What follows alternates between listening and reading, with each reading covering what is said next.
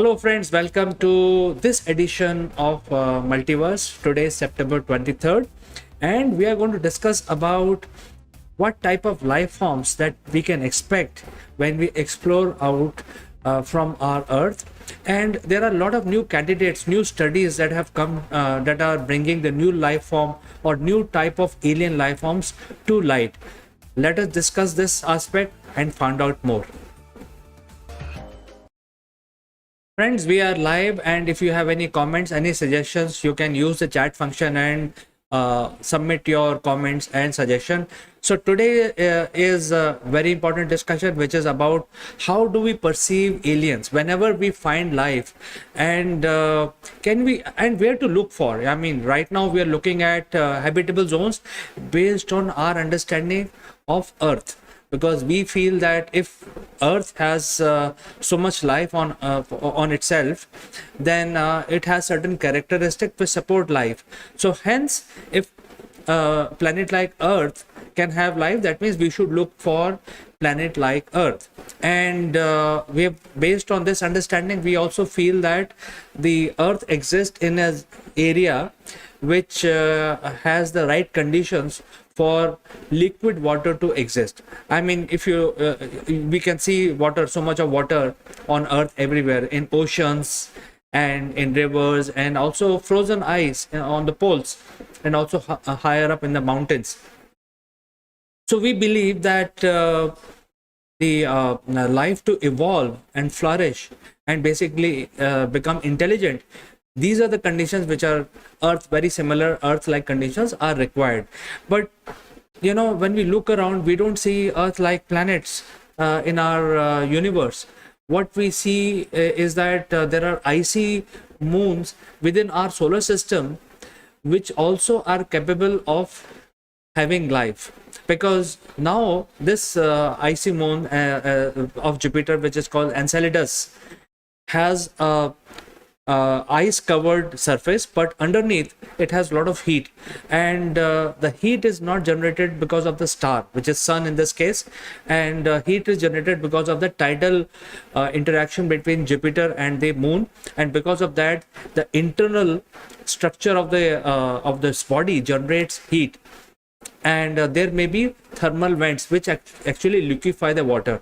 And once there is an ocean underneath this frozen ice, there are a lot of materials available to create life and also make it more intelligent over time as part of the evolution process. So within our solar system, we find another candidate which is different from the type of life we have on Earth.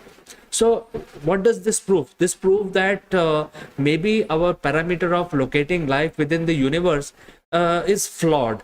Maybe we need to change the different parameter and then look for life forms, because right now we are trying to look life form which is similar to Earth, which exists in sort of a backwater planet like Earth, which has a lot of oceans and water bodies, etc. But there could be another instance where the icy bodies like Enceladus can also have very diversified life form. All we have to do is basically explore further, and the evidence is visible on the surface. These lines that you see is the organic material oozing out from the cracks which is formed when the ice move on the surface. And since ice is moving, it proves that it is actually floating over water. So let's move ahead and try to find out what are the different types of planets that we see all around us in our universe. Well, first let's start with Earth. Earth is a planet which is like a mix of both land and water, and based on our understanding of Earth, the water itself created like a petri dish or a soup of salt solution which created the life. That is what the understanding of the current science is.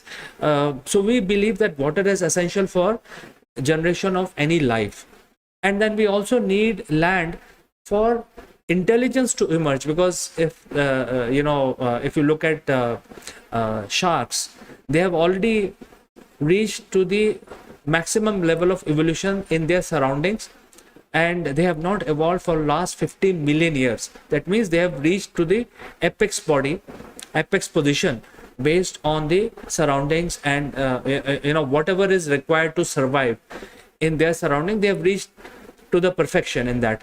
So beyond that, how do you grow?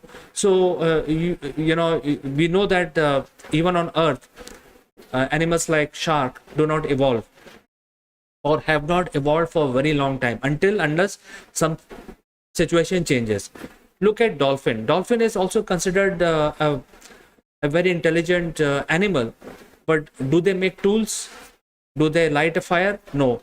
So you need land, you need animals to come on the land, because they can then create fire, and when they create fire, they create more energy, and from there the hunger for energy keep increasing, and the animal becomes more and more intelligent over time. So that is what our belief is, that we need a combination of land and water for intelligent life to evolve. But when we look around, we find that these are the exceptions. Such planets are exceptions, and as an estimate, only 1% of the total planets that are there in the universe are like Earth. So chances of finding life like Earth is very, very slim, because universe is a large place. Let's look at the second possibilities. Well, second possibility is that there is a lot of water, no land at all, and these are called the ocean world. Now, surprisingly, the ocean worlds, similar to Enceladus in our own solar system, which is a satellite of Jupiter, there are about 19% on an average. 19% planets are ocean world. That means they're filled with water. There is no land at all. Everywhere you see, you will see only water. So these are also one candidate for life to evolve, because the ocean, when there is water and there's a lot of ocean, provides a good experimentation ground where permutation combination can happen and more complex life can evolve. So that means the life in these ocean world will be entirely different from the life that we see on Earth. And the difference between ocean world, a big difference between ocean world and the land like Earth, land and water mixture, is that there could be extinction events on Earth. If there is an asteroid that hits, it will kill all the animals. Whereas in the case of ocean worlds, the extinction event will affect the life form, but not entirely, because water will churn around and make sure that the effect is actually doused down. So the chances for life to basically evolve very rapidly, and based on the Charles Darwin theory of natural selection, it can become very complex. So when we are looking at life outside Earth, there is a chance of finding intelligent life form in the ocean world, because they are more in numbers, and they are able to provide lot of material for life to evolve. Maybe their DNA structure can be much more complicated as compared to the DNA structure that we see of animals on planet Earth, and they are more in numbers also. So when we are looking out using our different satellites and telescopes into the space and trying to find out if there are other life forms, maybe we have to look at different types of life form, not merely look at the habitable zones that we have understood so far. And our understanding is that we are looking for these habitable exoplanets which should be similar to Earth, and that is why we keep hearing in news sometimes that, hey, we have found Earth 2.0 very similar to Earth. But I think there could be a better chance of locating intelligent life or even life in these ocean worlds, which are much more abundant as compared to backwater planets like Earth. Let's look at other planets. What are the other categories? Well, other category is the land planet, which has very little water. And these planets will be colder, because we know the temperature on Earth is slightly moderate, because for water to melt, you need to have room temperature of 20 degrees for water to melt. So Earth is in that place where water gets liquefied and occupies as oceans. Then there are ocean world. It doesn't matter if there are ocean worlds, and if it is cold, it's in an area of the of their star solar system, that the no light reaches the ocean world. It won't matter, because the exterior of the ocean world will freeze into icy sheet, but interiors will still be warm, and therefore ocean world will continue to evolve. The life in the ocean planets will continue to evolve irrespective of where they are located. So we are violating the understanding itself, our understanding of that life will evolve only in such and such condition. Life can evolve even in very remote location, especially if it is an ocean world. Now let's look at the land planets. On the land planet, what happens? Land planet will be very cold in first place, because there is no water to normalize the temperature. You see, the temperature on Earth is basically, or the weather system is created by the ocean, because they carry the current, and along the currents carry the they normalize the temperature. If there is some cold temperature, the warm current will go and make the temperature more. So ocean act like a thermostat, normalizing the temperature across the planet. Whereas on land, there is no water. Land planets, there is no water or very little water, so the temperature differentiation or normalization of temperature will not occur so rapidly. So these planets may have a very cold environment. Naturally they will be cold. I mean, if you look at the Mars, it is basically a desert planet but cold. The mean temperature on Mars is minus 80 degrees. So if there are land planets, the chances are they will be very, very cold, and they will be like desert. Now compare this situation with certain areas on Earth itself. There are very cold areas on Earth and very dry. Still life flourish, a specific type of life flourish in those areas. So why we are assuming that if we find a land planet like Pluto, there is no life?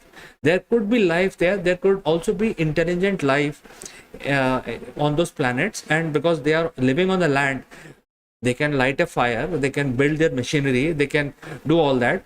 The life will look different from what we are used to, and it doesn't mean that and they will be highly customized to live in a cold environment, in a cold area, in a dry and cold area. So it doesn't mean that when we're looking for life, it doesn't mean that we have to look for planets which are like Earth. There are more candidates for finding alien life than we can think of because of these changes. And the last point that I want to make is the role of potassium. Well, potassium is something that is found in every living organism on Earth. Why potassium? I'm talking about potassium. Why not about carbon, hydrogen, nitrogen, etc.? Well, potassium is very important. It is found in just 1% of our body.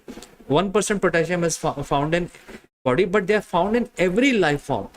So why potassium is essential for life? Because potassium makes the base of the DNA.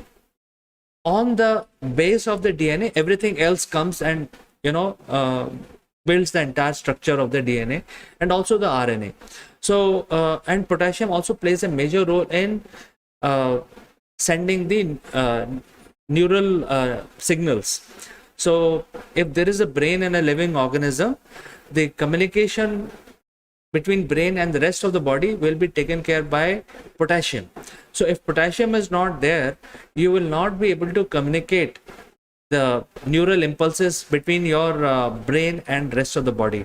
So I think this is another understanding until it changes, that maybe in order to find life on different types of planets that I explained to you today, all different 3 categories of planets, maybe we should look at potassium. If there is potassium on those planets, the chances are there could be life on those planets. And that is very important finding, and that is what the scientists are looking for now.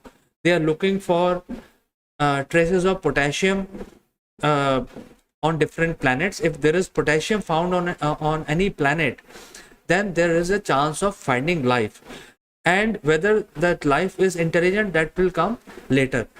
But I think one of the ways we should change the way we are looking at universe is basically not look at the Goldilocks zones that we are used. Goldilocks zones are basically the habitable zones based on our understanding of Earth. I think we should increase our boundaries of finding different types of life, different types of alien intelligence, and we should change our parameter. Maybe I'm not saying that potassium is the only one. Maybe there is even more radical ideas, but I'm putting forward this idea today on my live stream.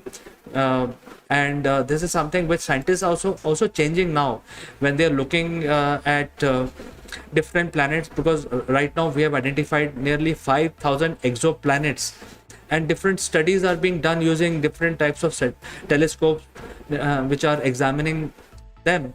So scientists are now trying to find out if there are other types of life forms, and if there is potassium on those planets, then we should look more closely. So friends, I've come to the end of today's live stream. If you have any questions or suggestions or any comment on this subject, feel free to send in your comments.